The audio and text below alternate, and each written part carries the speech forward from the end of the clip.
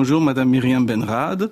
Bonjour. Bienvenue à RFI dans cette émission où on va parler sur l'actualité en Irak et l'Iran qui se prépare pour organiser un grand défilé de la journée d'Arbaïn qui tombe cette année le 17 septembre. Vous êtes professeur à l'Université internationale Schiller et politologue spécialiste également du monde arabe.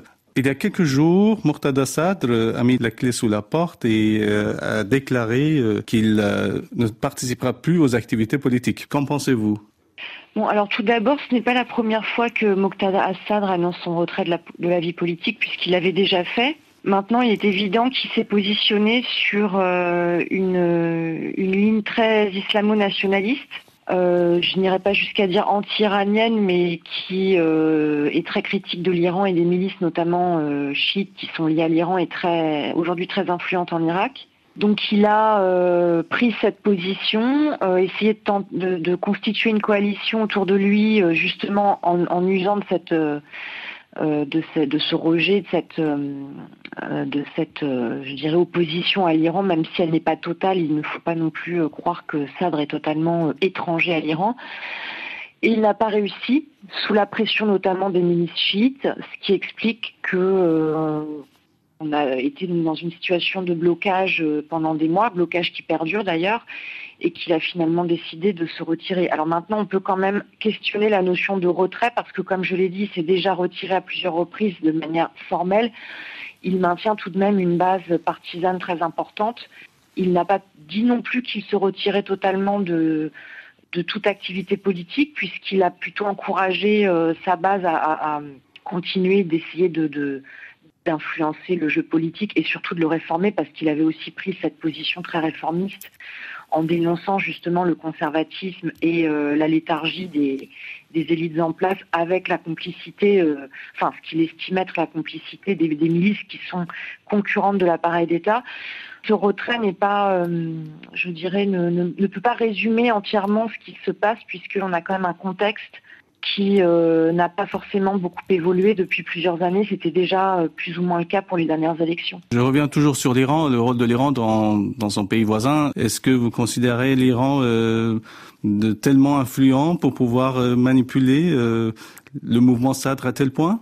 Alors, bon, manipuler, encore une fois, il y a quand même activement une coopération d'un certain nombre d'acteurs chiites avec l'Iran, puisque l'Iran est le parrain de ces forces.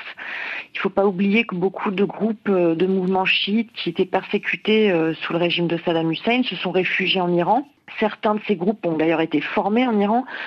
Donc on a des relations très importantes sur le plan politique. Évidemment aussi sur le plan religieux, qui, je dirais, même transcende le politique sur bien des aspects.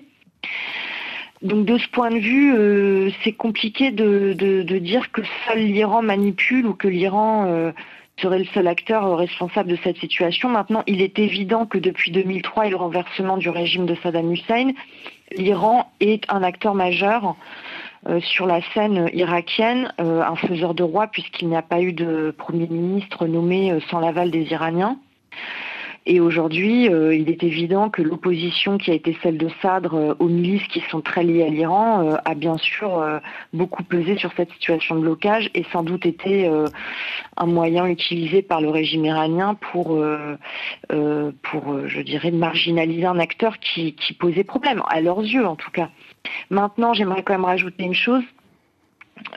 Sadr, lui aussi, fait partie de ce système politique sclérosé. Il n'est pas totalement innocent de ce qu'il dénonce. Donc c'est compliqué parce que c'est aussi très lié, je dirais, aux élites irakiennes elles-mêmes, qui se sont largement discréditées à travers leur mauvaise gestion du pays, la corruption, donc qui ont finalement aussi un peu poser les jalons ou cultiver ce terreau favorable aux ingérences extérieures au-delà de l'occupation étrangère, bien sûr, que le pays a connue. Revenons maintenant un peu sur la société irakienne, en nous éloignant un peu de la politique.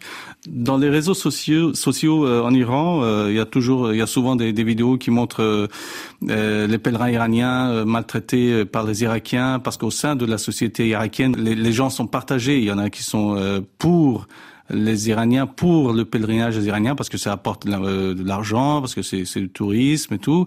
Et il y en a beaucoup qui détestent les Iraniens en raison de l'ingérence politique de la République islamique en Irak.